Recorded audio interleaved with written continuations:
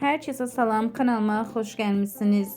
Aparıcı Zaur Baxşəliyev ve hayat yoldaşı Günay Zaur anasıyla birlikte yepyeni videolar paylaşıp onların paylaşımı herkes tarafından maraqla qarşılanıb.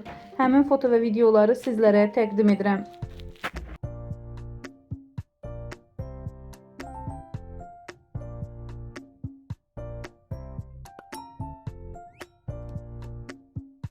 Yeni ayaqqabılar ortada. Zaur bəsdir də 100 dəfə demişəm ki, bunları səliqəli qoy. Çətindir bunları səliqəli asmaq. Çətin olacaq da, o boyda ağır veriliş aparır. Stolun üstünün gününə bax. Vay vay, elə bir körpə uşaqdır. Dalıca qaçanlar. Anamdan çox bilirsən. Rəng yaman tündür. Deyəsən çayı çox tökülüb.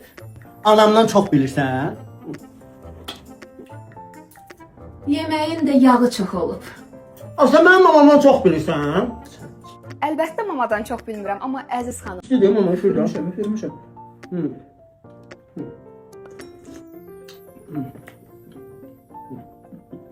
Mama qaça-qaça gəldim ki, Zaurdan qabağa düşüm, özüm xəbəri sənə çatdırım. Xeyirli mi kızım başına dönüm?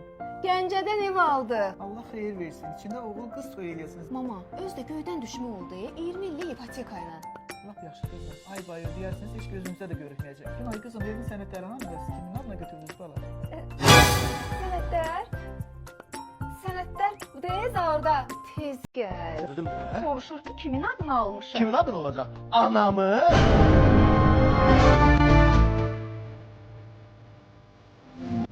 Şəxsiyyət vəsiqəsi qaldı orada. Hə, bu tez götürün gəlin.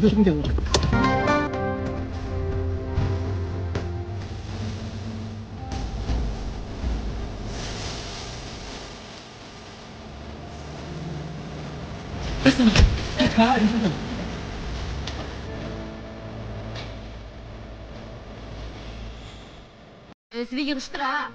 Emrah, eski danışma. Anacığım, ana, bir devletindir. Vererem seni mahkemeye. Atadan da, anadan da yar şirindi. Ana, məni bağışla. Ay Günay, ev sənindir. Aldı görə yaşıq bu yerdə nə dedi? Kəpəzin ətəyində, Göygölün göbəyində, Gəncənin ürəyində, Park City məskən salıb, ipoteka şərti rahat, əlini cibinə at, gələcəyə yatırım et, başını bağışat. Şəhər içində şəhərdir, tikintisi keyfiyyətdir, 36 ay faizsiz ödə, qardaş qardaşa eləmir, qədim Gəncə yenilənir, Park City'nin sayəsində, nişanlılar tez evlənir, Park City'nin sayəsində. Sənə nə oldu? Biraz aralı dur da.